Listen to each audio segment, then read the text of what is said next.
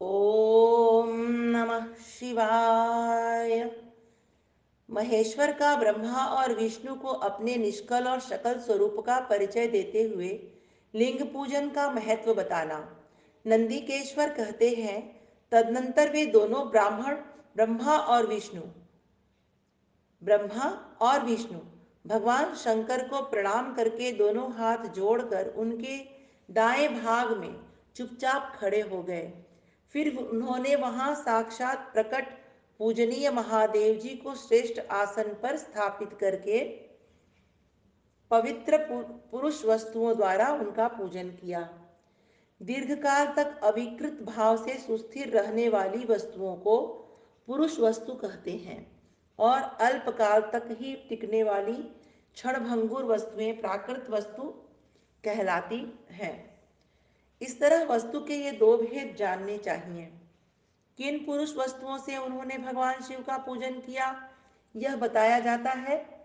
हार, नूपुर, केयूर, किरीट, मणिमय कुंडल, यज्ञोपवीत, उत्तरीय वस्त्र, पुष्पमाला, रेशमी वस्त्र, हार, मुद्रिका, पुष्प तांबूल, कर्पूर, चंदन एवं अगरु का अनुलेपन, धूप दीप, श्वेत छत्र, व्यंजन, ध्वजा, चवर तथा अन्यान्य दिव्य उपहारों द्वारा जिनका वैभव वाणी और मन की पहुंच से परे था, जो केवल पशुपति परमात्मा के ही योग्य थे और जिन्हें पशु बद्ध जीव कदापि नहीं पा सकते थे, उन दोनों ने अपने स्वामी महेश्वर का पूजन किया।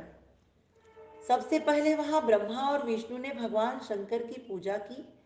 इससे प्रसन्न हो भक्तिपूर्वक भगवान शिव ने वहां नम्र भाव से खड़े हुए उन दोनों देवताओं से मुस्कुरा कर कहा। महेश्वर बोले, पुत्रों, आज का दिन एक महान दिन है।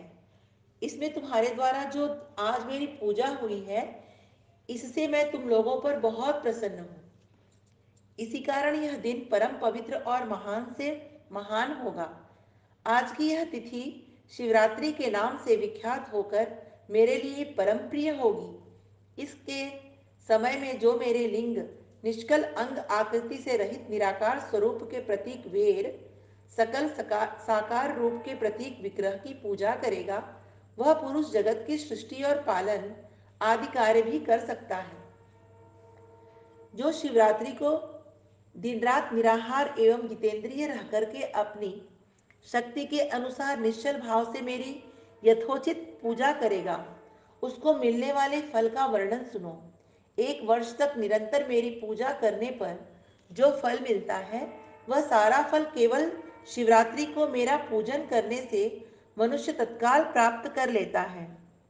जैसे पूर्ण चंद्रमा का उदय समुद्र की वृद्धि का अवसर है, उसी प्रकार यह शिवरात्रि तिथि मेरे धर्म की वृद्धि का समय है।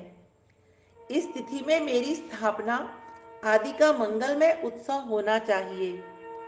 पहले मैं ज्योतिर्मय स्तंभ रूप से प्रकट हुआ था। वह समय मार्गशीर्ष मास में आर्द्रा नक्षत्र से युक्त पूर्णमासी या प्रतिपदा है। जो पुरुष मार्गशीर्ष मास में मार्गशीर्ष मास में आर्द्रा नक्षत्र होने पर पार्वती जी सहित मेरा दर्शन करता है अथवा मेरी मूर्ति या लिंग की ही झांकी करता है, वह मेरे लिए कार्तिकेय से भी अधिक प्रिय है। वह उस शुभ दिन को मेरे दर्शन मात्र से पूरा फल प्राप्त होता है।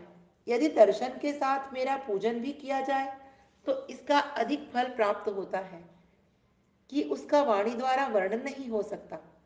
वहां पर मैं लिंग रूप से प्रकट होकर बहुत बड़ा हो गया था, अतः उस लिंग के कारण यह भूतल लिंग स्थान के नाम से प्रसिद्ध हुआ। जगत के लोग इसका दर्शन और पूजन कर सकें, इसके लिए यह अनादि और अनंत ज्योति स्तंभ अथवा ज्योतिर्मय लिंग अत्यंत छोटा हो जाएगा। यह लिंग सब प्रकार के भोग सुलभ कराने वाला तथा मोक्ष और भोग का एकमात्र साधन है। इसका दर्शन, स्पर्श और ध्यान किया जाए तो यह प्राणियों को जन्म और मृत्यु के कष्ट से छुड़ाने वाला है। अग्नि के पहाड़ जैसा जो यह शिवलिंग यहाँ प्रकट हुआ है, इसके कारण यह स्थान अरुणाचल नाम से प्रसिद्ध होगा। यहाँ अनेक प्रकार के बड़े बड़े तीर्थ प्रकट होंगे। इस स्थान में निवास करने या मरने से जीवों को मोक्ष तक हो जाएगा। मेरे दो रूप हैं, सकल और निष्कल। दूसरे किसी के ऐसे रूप नहीं हैं। पहले मैं स्तंभ रूप से प्रकट हुआ, फिर अपने साक्षात रूप से। ब्रह्मा भाव मेरा निष्कल रूप है और महेश्वर भाव सकल रूप। ये दोनों ही मेरे सिद्ध रूप हैं। मैं ही परब्रह्मा परमात्मा हूँ। कलायुक्त और अकल मेरे ही स्वरूप हैं। ब्रह्मारूप होने के कारण मैं ईश्वर भी हूँ। जीवों पर अनुग्रह आदि करना मेरा कार्य है। ब्रह्मा और केशव मैं सबसे बृहत और जगत की वृद्धि करने वाला होने के कारण ब्रह्मा कहलाता हूँ। सर्वत्र समरूप से स्थित और व्यापक होने से मैं ही सबका आत्मा हूँ। सर्ग से लेकर के अनुग्रह तक आत्मा या ईश्वर से भिन्न जो जगत संबंधी पांच कृत्य हैं, वे सदा मेरे ही हैं। मेरे अतिरिक्त दूसरे किसी के नहीं हैं, क्योंकि मैं ही सबका ईश्वर हूँ। पहले मेरी ब्रह्मा रूपता का बोध कराने के लिए निष्कलिंग प्रकट हुआ था। फिर अज्ञात ईश्वरत्व का साक्षात्कार कराने के निमित्त मैं साक्षात जगदीश्वर ही सकल रूप में तत्काल प्रकट हो गया। अतः मुझमें जो ईशत्व है उसे ही मेरा सकल रूप जानना चाहिए, तथा जो यह मेरा निष्कल स्तंभ है वह मेरे ब्रह्मा स्वरूप का बोध कराने वाला है। यह मेरा ही लिंग चिन्ह है। तुम दोनों प्रतिदिन यहाँ रहकर इसका पूजन करो। यह मेरा ही स्वरूप है और मेरे सामीप्य की प्राप्ति कराने वाला है।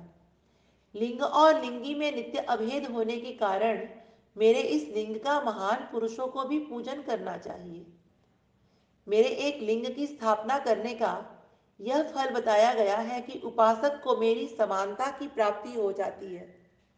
यदि एक के बाद दूसरे शिवलिंग की भी स्थापना कर दी गई, तब तो उपासक को फल रूप से मेरे साथ एकत्व सायुज्य मोक्ष रूप फल प्राप्त होता है। प्रधानतया शिवलिंग की ही स्थापना करनी चाहिए। मूर्ति की स्थापना उसकी अपेक्षा गौण कर्म है। शिवलिंग के अभाव में सब ओर से सवेर मूर्ति युक्त होने पर भी वह स्थान क्षेत्र नहीं कहलाता। अध्याय 9। ओम नमः शिवाय।